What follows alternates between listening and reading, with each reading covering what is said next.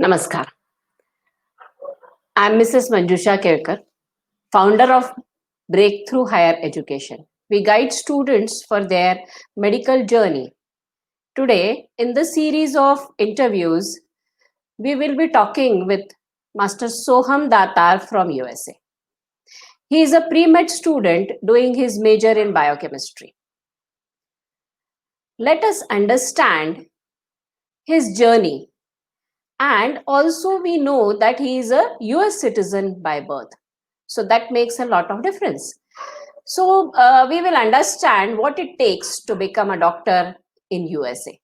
So with this short and sweet introduction, let me introduce Soham. Hello, Soham. Hello. Hi, Miss Kelkar. How are you doing? Fine, I'm fine. How are you? I'm doing well.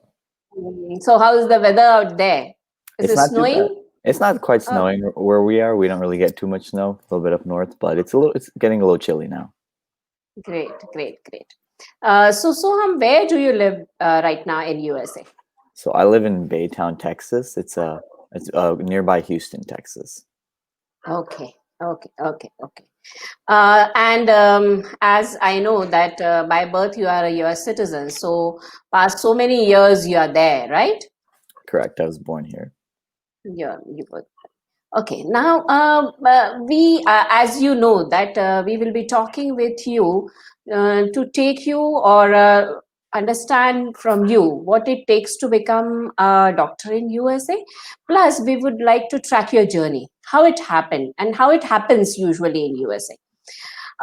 To give a short brief, I have many friends, many colleagues who were out there in Y2K, gone to USA, and their children were born in US. So, as we know that US gives citizenship by birth. So when they are US citizens, it's very important for them to know what is the schooling like, and some of them, along with their children, return back to India. Right now their kids are 15, 16, 17, 18, this age group. So I think there are a huge viewers who would like to understand what it takes or what the schooling type is, and can we shift there, and what will happen afterwards, etc. So let us start. Sounds good. I'm glad to be here. Yeah, yeah. Thank you. So, yes. So, what is the schooling system like in US? First, we won't compare, but as in India, for you have got your 10th boards, then you go to 11th and 12th stand, and after that, after your 12th grades, you enter into some sort of a competitive exam, or you enter into your graduation. So, how it goes in US for your education system? Yeah. So in U.S., from ninth to 12th grade, that's what they call high school. And so Mhm. there's not really any big board exam in high school. It's Oh. determined by your overall GPA and your activities. And so, Mhm. based on your GPA and activities, you apply to different colleges, different universities, and you Mhm. get in. And from there, you have a 4-year degree usually. 4-year degree usually. Correct.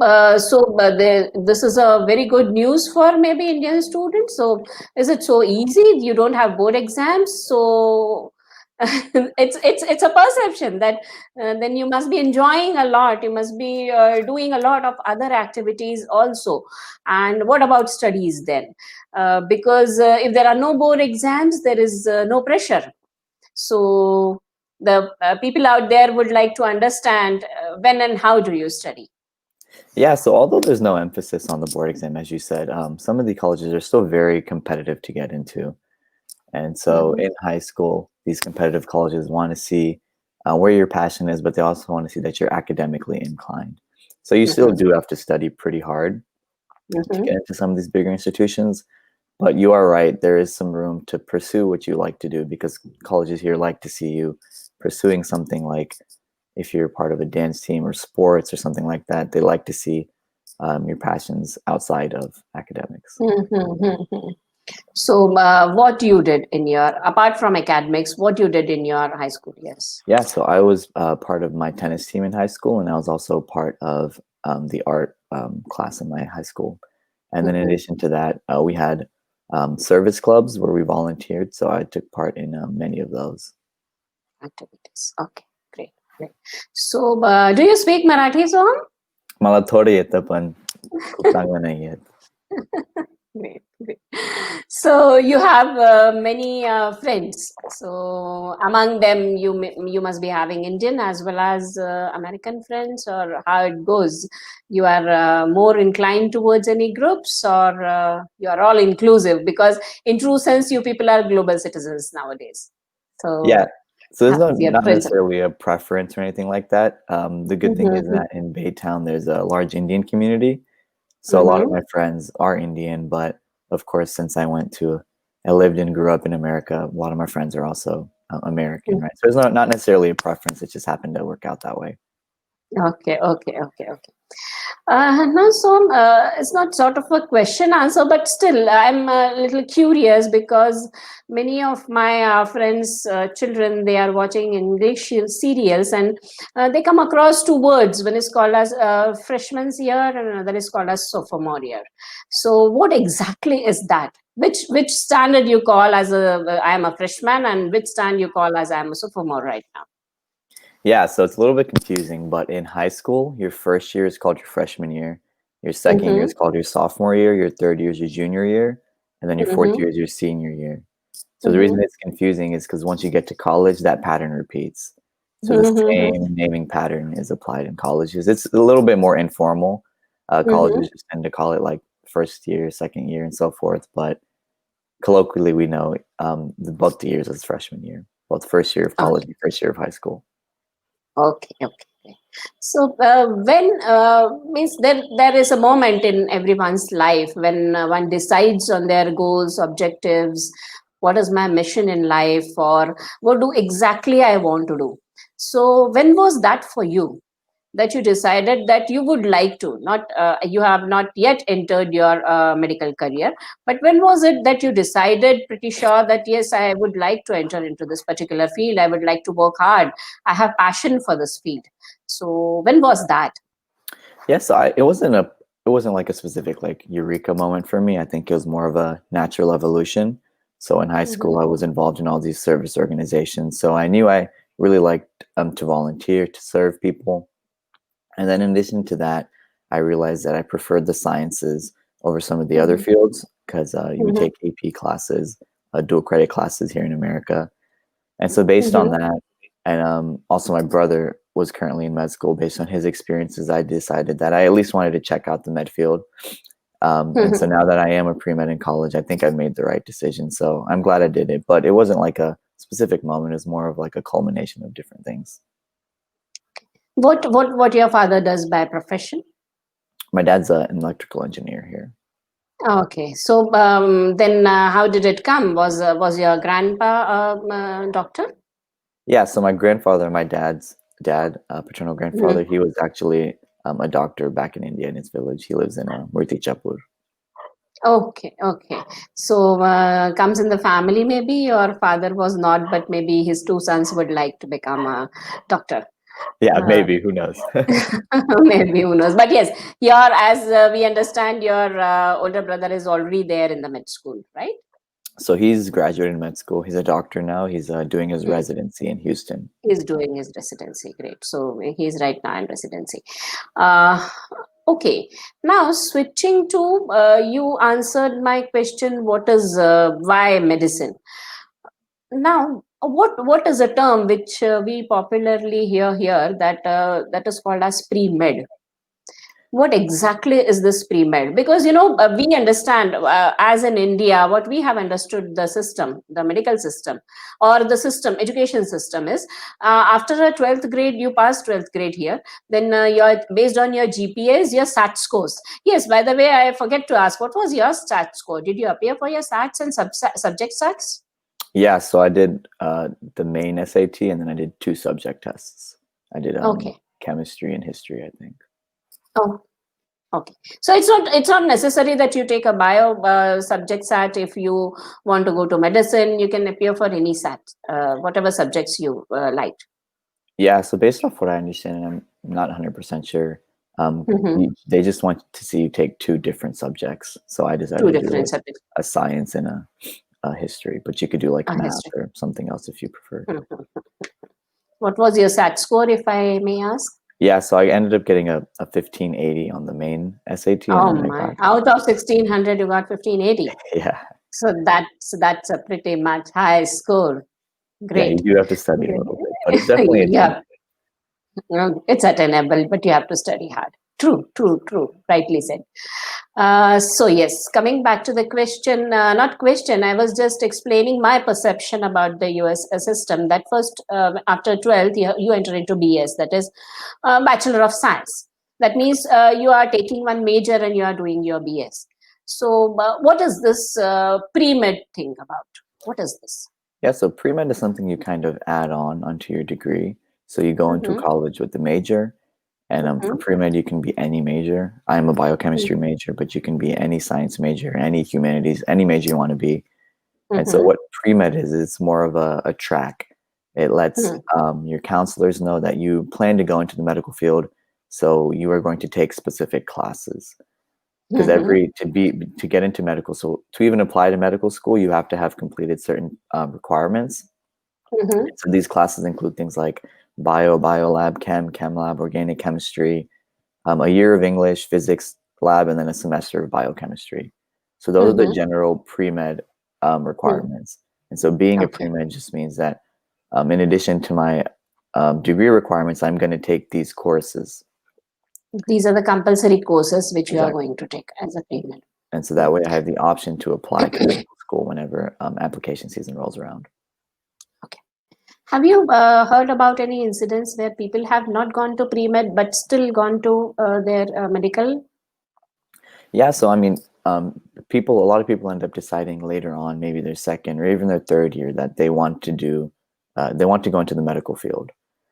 And so Mm-hmm, you don't have to have been a pre-med from your freshman year to actually end up in the medical field. As long as mm-hmm, you have completed those pre-required classes and you have a good resume, GPA, MCAT, it's definitely possible to mm-hmm, get in. It might take some mm-hmm, planning because by the time you're maybe your second year, you only have or sorry, by the time you've completed your second year of college, you only have 4 more semesters. So within mm-hmm, those 4 semesters, you have to plan out how you're going to fit the remaining requirements you need. But it's definitely mm-hmm. possible to like discover your passion later on in your college career and still get into med school. So technically, you have entered into your BS for doing your English major, and around the time you are in a second year of BS, you find passion for medical. Then you can switch. Technically, it is possible, provided you take those prerequisites which are necessary. Is that so? Exactly. Yeah, so you can even Okay. stay your English major all throughout. As long as you complete the Okay. requirements, you can apply. Yeah. So you can have English as your major as well. You can complete the pre-requirement. That means you can appear for MCAT exams, Correct. having your English major along Yeah. with you. But So for yes, example, yeah. I was just gonna say, for example, my roommate is a comp sci pre-med, Mm-hmm, so computer science is not traditionally a pre-med mm-hmm, major, but mm-hmm, he has a passion for computer science. He also wants to keep mm-hmm, his options open in case he doesn't get in, and so he's mm-hmm, deciding to pursue the computer science mm-hmm. degree pathway. But on top of that, he's a pre-med, which just means he's going to He's a complete those requirements. great, great. So he has to work very hard to do this as well as that, Yeah, because it's a computer very science is demanding not a major. easy major. Yeah, He's a very smart yeah. kid, but it is a very demanding major. So it must be very demanding to do such type of activity whereby you are pursuing both the things alongside. Definitely, and that's why most kids end up choosing a major that aligns with the pre-med track. So I Mhm. did biochemistry because there's a lot of classes actually Mhm. align with the pre-med track pretty well. Again, it's not Mhm. necessary for everyone to do so, but a lot of kids just end up doing it that way. It's not better Okay. or worse. It doesn't really matter which Yeah, degree you pick. You exactly. just want to pick something you're There passionate is about. nothing like right or wrong, Exactly. Just unless something and that you like until you learning are. about. And yeah, yeah, yeah. Okay, so you have now entered into your BS. You have taken biochemistry as your major because it is more in alignment with your pre-med requirement, and maybe it will help you in MCAT exams also. Therefore, you have taken biochemistry as your major during your BS, and therefore you are being called as a pre-med student. Now, going back to school, we I have also heard that you cannot choose a school very far away from your residence. You have to go to a school which is maybe within a 3 mile periphery of your residence. Is it? Yeah, so if you're going to a public school, Mm-hmm. your school board, your school district decides which public school to go to based on your location. We Mm-hmm. do have private high schools in America, but those are pretty expensive, so it kind of limits who goes where. But if you do end up Mm-hmm. going to a private school, provided you provide transportation, you can go somewhere far away. Okay. But generally, most kids go to school within 5-10 minutes of them. Oh, 5-10 minutes. So walking, you can go to your school, right? Some kids do walk, but sometimes it's like on the highway or something like that. So they Someone might have to drops you. drive. Yeah. Exactly. Okay. So, what apart from your studies or your academics, what are you doing right now? And as well, I would like to know what is your schedule like, a daily schedule. How many classes you have per day? How many hours of studies you put in per day? And apart from that, what do you people do when you go to your college? Yeah, so I'll start with my schedule. So I've taken about 15 hours every semester so far. So Mm-hmm. 15 hours is about 5 classes per semester. And Mm-hmm. so that ends up being roughly 3 to 4 hours per day that I'm actually in lecture, of course, pre-COVID. Mm-hmm. And so it depends on what kind of class it is. If you're in a lab, you'll be sitting in a lab doing wet lab work, or depending on what kind of lab your lab is. Mm-hmm. And then in general, lectures are professors lecturing, you're taking notes, answering questions. There's a decent amount of interactive portion to it, but it Mm-hmm. also just depends on class to class. As far Mm-hmm. as studying goes, it also depends on your workload. So my Mm-hmm. first 2 semesters of my freshman year last year, I definitely studied, but I didn't have as much to study for. My classes were more of the basic sciences, so it wasn't too demanding. As I've Mm-hmm. gotten into my second year, this last semester, I did have to Mm-hmm. study more because I had things like OChem in Mm-hmm. my wet lab. So it just depends on person to person. I've known friends who study maybe only like 2 to 4 hours a week and do perfectly fine in their classes. But then Mm-hmm. on the opposite end of the spectrum, I know some very smart kids who study all the time and they still do very well in their classes. Mm-hmm. And as far as extracurricular, the cool thing about universities is there's a lot to do outside of your major, a lot of cool Mm-hmm. activities you can do. Mm-hmm. And so I'm part of a couple of organizations. I Mm-hmm. do something called Habitat for Humanity here. Mm-hmm. It's a service based organization where we work with the underprivileged communities in Austin to build houses with future homeowners. Okay. And so just activities like that, there's a lot of things you can do, not just Mm-hmm. service organizations. There's a Hindu student organization on campus in UT. Mm-hmm. So if you Mm-hmm. want that cultural component, that's always there and they're very active. There's Mm-hmm. always like social organizations. There's all kinds of things in Austin and in Okay. basically every Mm-hmm. university. Mm-hmm. So, does it give you any grade points to participate in this extracurricular activities, or is there any compulsion like something, or what means? Why would one like to? If someone doesn't do any extracurricular activities, then what happens? So I mean, there's no requirements or anything like that. I just think it makes the experience more enriching. I really enjoy the work True. that I do in Habitat. Mm-hmm. Right, the service work is important, and it's really easy to see your impact. And so Mm-hmm. there's not a requirement. I think I'd recommend trying out different things to see what you like. Mm-hmm. And I guess another thing is, this isn't the way you should look at it, but throughout your experiences, Mm-hmm. throughout your clubs, you can make different experiences that med schools like to see, right? They like to see that Mm-hmm. you're inclined to service or that you were part of a dance team for 4 years or something like that. Okay, okay. So, whatever extracurriculars you would like to have in whatever field, it's not necessary that it should be in line with your medicine requirement or pre-med major or anything like that. You can do, you can pursue your passion, but as well, yeah, you should be showcasing that the major which you have taken or the long-term goal which you are planning to. your work or whatever activities you are doing necessarily are not in line with them, but then how do you show that you have passion for medicine? Yeah, and so the passion for medicine component generally comes from things like shadowing. So med schools like to see you shadow maybe 50 to 100 hours, different physicians, just so they know that you know what it's like to be a doctor, or you know what the Mm-hmm. daily activities entail at least. Mm-hmm. Another way you can show your medical passion, or the main way, I guess, is of course the MCAT, right? Your MCAT and your GPA. They want to Mm-hmm. see that you can take these demanding courses and attain a good GPA, and they want to see you get a good score on your MCAT. Yeah. Apart from that, there's also like clinical volunteering, hospital volunteering, and research. Those Mm-hmm. aren't, so those just kind of show again your inclination towards STEM, the medical fields, and so forth. Mm-hmm. So how do you land up? You go to different hospitals, you apply. How it happens? Yeah, so a lot of And physicians. when it happens? During your first year, second year? How and when?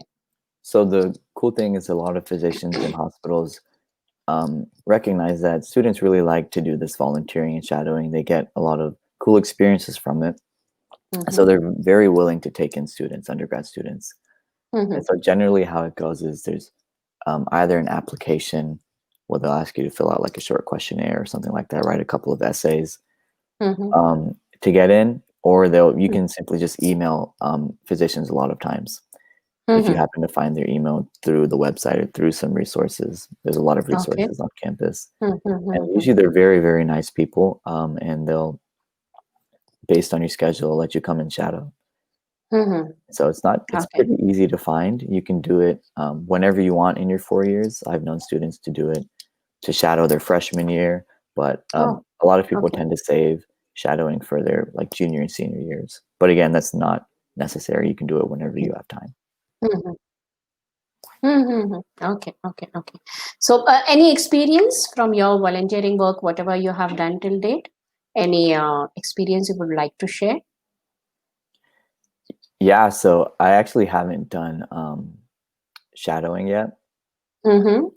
but I do volunteer at a local hospital near me. It's called Dell Children's, and I Mm-hmm. mean the experience is very, very rewarding. I think, yeah, you get to work with kids if you so choose, if that's what you're interested in. There's a lot of positions available.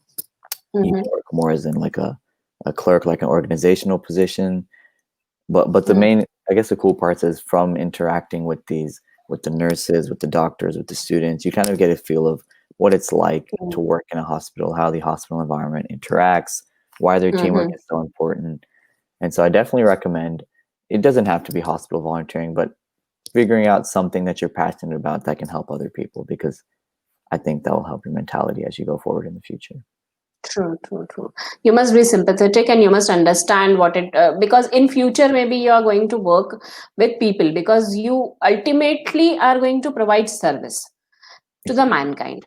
So you can volunteer in any area, as you said, but primarily, if you understand what it takes to help out people, how empathetic you can be. And sometimes, it so happens if you visit a hospital, then you just carry that sorrow, that grief, whatever you have observed, and you should be able to de-line with all such activities which are happening around you. Then only I think you can be a good doctor, because at the third person you should be able to observe whatever grief or sorrow is coming in front of you. So yes, it must be helping a lot when you are doing such things at a younger age, and when you have yet not decided or yet not have entered into the medicine field. So it's a great thing to do, I think. Now, Soham, how much is the weightage to GPA when you enter a med school? And what exactly is the process after that? After second year, what are you going to do next? In your third year and fourth year, what exactly are your plans? Yeah, so I guess first of all, because I haven't actually gone through the cycle, take my advice with a grain of salt. But based on what I know, um, Mm-hmm. like attending different like med schools, like seminars and so forth, is Mm-hmm. GPA and MCAT are probably like two of the most important things, unfortunately, for your medical school applications.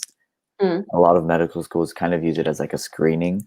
So if mm, you don't meet like their minimum GPA and their minimum mm, MCAT requirements, and of course it mm, changes school to school, they mhm, will kind of like discard your application. They won't consider it further. So those are the mhm, two most important, but of course they're not the only things. hmm. So there's a bunch of Okay. things that go into your medical school application. They want to see that you have experiences and inclinations in the medical field, which you can Mhm, show, as we discussed earlier. A lot of mm. times they like to see things such as research, your extracurriculars, volunteering, and so forth. So there's a lot of things that go into that application. Yes, I would like to interrupt, Soham. So, you mentioned about research. So, are you doing any research right now? Yeah, so I'm actually working in a chemistry, organic chemistry lab on campus right now. We do Oh. something called differential sensing, which is just Mm-hmm, we synthesize these different chemometric sensors mm-hmm, that allow us to tell what's in a compound, what's in a fluid. We mainly study wine. So, based on our mm-hmm, sensors and our wine sample, mm-hmm, we can pull up like everything that's in that, all the very small compounds that are present in that wine. And from that mm-hmm. information, we can predict or determine where in the world the wine is from, what time of year is harvested, and so forth. So it's pretty Oh. cool. As you can see, You my can date. research. You can date also. Yeah, so I think I don't really work with the dating portion, so I'm not 100% sure how that works, but I believe we can. Mm-hmm. And the component part, you are doing the complete analysis of the components, so you can determine the source from which, where it came, depending on Yeah, the so maybe fragrances or something like that. exactly. So depending on what we find in the wine sample and comparing it Mm-hmm. to other samples that we have in our library, essentially, we can Mm-hmm. make a pretty accurate guess as to maybe where it comes from. Okay, okay, okay, great. So yeah. So coming back, it's not only, you said that it's not only the GPA or the MCAT. It takes many more things, and one of them is research. What are the other things? Yeah, so as you can see, my research isn't related to the medical field, right? And based Mm-hmm. on what I understand, medical schools don't exactly expect you to have like clinical or medical research. They Mm-hmm. just want to see that you're committed to research. And so it can be Okay. in any field. And so you Mm-hmm. can do bio research, genetic research. You can do clinical research if that's what you want to do. Mm-hmm. Um, and so just any kind of research is one of those like kind of like informal requirements. It just kind Mm-hmm. of proves that you can handle the rigors of research. So if you choose to do research in the future, you'll be fine, right? Mm-hmm. And so how you get research usually, I think I briefly mentioned it before. It's similar to how like searching for shadowing works. A lot of Mm-hmm. professors on campus, professors are usually the people who are conducting the research labs, right? They're always Mm-hmm. looking for undergraduates to work in their labs. Mm-hmm. And so you can, a lot of times what students do is they'll just email different professors based on their previous research. You can figure out what Mm-hmm. you're interested in, and you can Mm-hmm. just email a bunch of professors. And a lot of times, at least one of them will be like, hey, come Okay. check out my lab, see if it's the right fit for you. Oh, yeah. Okay, so that means it's a two-way process. First, you apply either, or you reach out to your professors, or you just go walk in and just try to understand what they are doing. So, how you come to know in which area the professor is working? It's on the net you search for, or you just go personally and ask them some questions. Yeah, so if you're reaching out to a professor like outside of an application, you can Mm-hmm. always look up their publications. It's usually Mm-hmm. published online on their website or so forth. Mm-hmm. And otherwise, and so you can just read some of their research papers, right? Or they'll often Mm-hmm. have like a portion of the website dedicated to the kind of research they're doing. Mm-hmm. Otherwise, if you're doing like an application-based research program, and there's a Mm. bunch of application-based ones as well, usually Okay. that will tell you what kind of research you're doing, and it'll be very specific in terms of like what role you will play in the lab. Okay. So many a times, Indian students ask me this question: are you paid for such type of activities? Yeah, so it depends.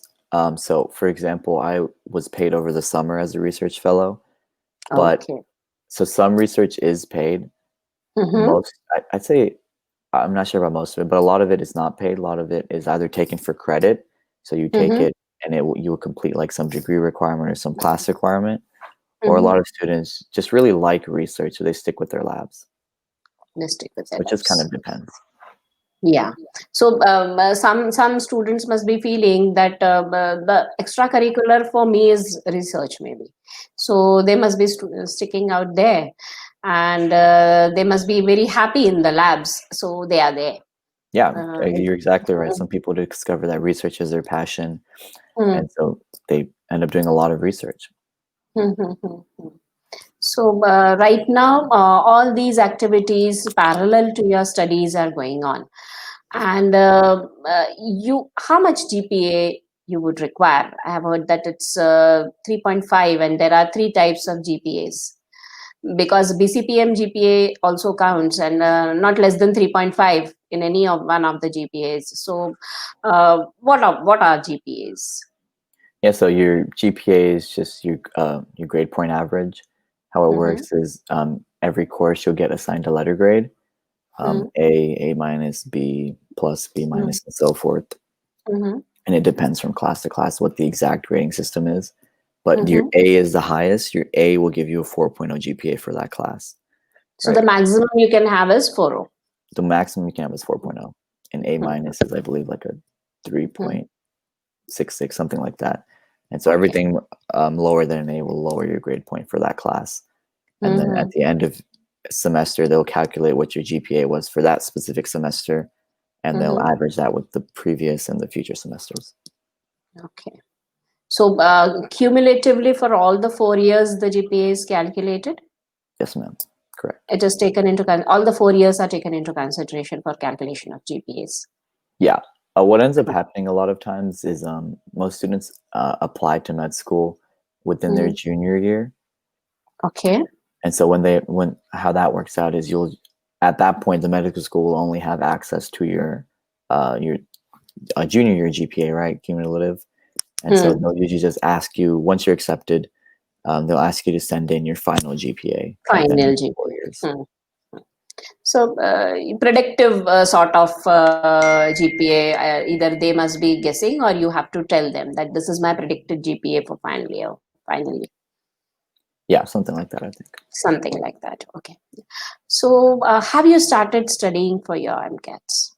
I have not. So I plan to take my MCAT um, at the end of this next summer, so August. And Mm-hmm. usually, what they recommend is, and of course, it depends on the student, about 3 to 4 months of studying. So, of Mm-hmm. course, I want to give myself some extra time just in case. So, I will start studying in the summer. Mm-hmm. Again, it depends on student to student, but usually they recommend Mm-hmm. between like 300 to 400 hours of studying. So, it's a very intensive thing. Okay. Yeah, and that's because 300 to 400 hours of studying. Okay. Okay. yeah, and that's because So, the MCAT just covers such a broad range of topics, right? and what's the maximum score? MCAT is 528 and 132 for each section. So you have four sections. Yeah, so the four sections are what's there's biology, chemistry, physics, psych soc, which is psychology, sociology, and then they have a reading comprehension section. And Mm-hmm. so every section is scored up to 132. The entire Mm-hmm. test is graded on a bell curve. So the Mm-hmm. lowest score you can get is 472, highest is 528. The 50th percentile, they'll always make it towards 500. Mm-hmm. And so I think the average accepted student score is around a 510, 511, 510, 511. Yes. and then So the that's 99th percentile. So the scores that are mhm, very hard to attain are usually above 520. usually above 520. So hopefully what it takes to enter a medical school apart from GPA is maybe 510 and above a score in MCAT. Yeah, so I've heard a lot of med schools say that uh, you can make up for like a bad GPA with a good MCAT score, but it doesn't work the other way around. You can't make up for a bad MCAT score with a good GPA. Mm-hmm. So you definitely want to study as hard as you can for your MCAT. Mm-hmm. So, what about maths, Soham? Sometimes it so happens that people work by elimination method. I hate maths. It's not that I love bio. It's sometimes because in India you can take a group called PCMB, all the four subjects. So sometimes students out here they say that I don't know whether I love biology or not, but I hate maths. And after getting into the bio stream, they say that yes, I love this and I want to pursue a medical degree, but they have dropped their maths in 10th standard. What about these people? Because what I know is in your pre-meds, you also have the basic requirement mathematics as a subject in one of your semesters.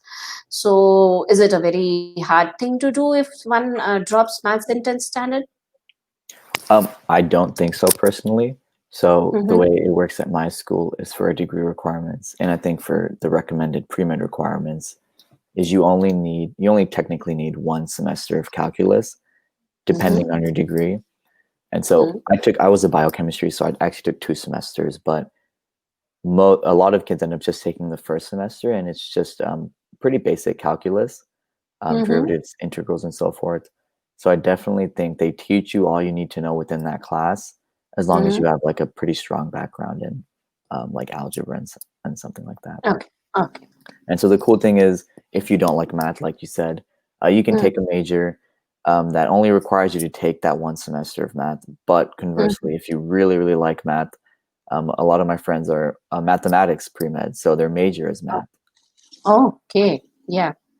So it's And really up as to well, you. great, great, great, great. Because I also know one student who has done biomedical engineering, that is, and then appeared for MCAT, because then you have got a professional degree in your hand, and then you can switch. If you get into medical, it's okay and fine and very happy, but otherwise I always have one career in my hand, that is biomedical engineering. So people out there are doing quite a few here and there things which is maybe not possible in India, because we do have a restricted syllabus or restricted subjects, or you just cannot switch, something like that. So maybe in USA you have more choices out there, and if you don't love one major, can you drop that major and change your major? Yeah, so I mean, there are a little bit of restrictions on this, but if you happen to, so for example, say I'm like a biochemistry pre-med and my second, third year I decide pre-med or Hmm. even my major is just not the way to go. I can Mm-hmm. definitely apply to a different school within my university, like engineering or English or so forth. Mm-hmm. Um, and you can get in. The thing that gets a little bit tricky is you might have to take a couple of extra semesters based on where your degree Mm-hmm. requirement is in relation to the new Mm-hmm. major. Mm-hmm. But again, it's definitely possible. A lot of kids end So up doing it. But yeah, it's quite flexible. You can do whatever you want, yeah, I think the good thing essentially. is because there's not really like a major requirement for pre-med. I think it's Mm-hmm. worth it to at least explore a major that you're personally interested in. Hmm. True, true, true, true. I have heard about two degrees, Soham. One is MD and one is DO.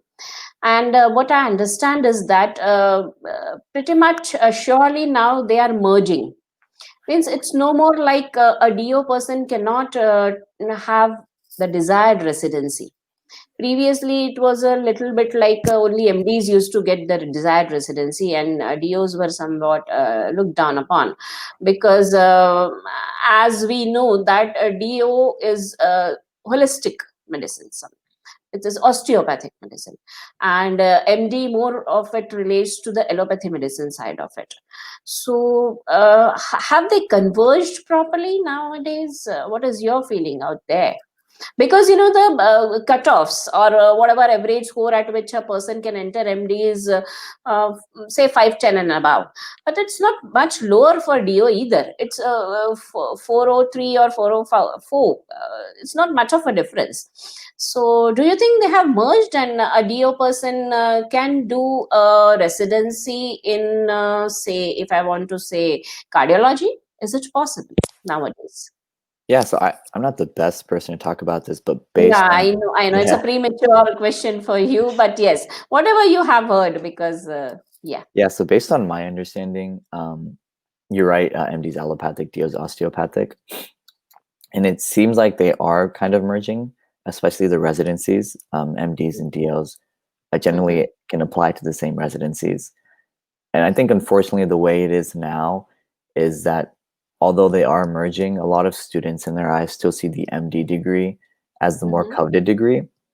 Mm-hmm. And I think part of that's because I believe the MD degree is generally more widely recognized. It's not becoming Mm-hmm. as so because they're merging.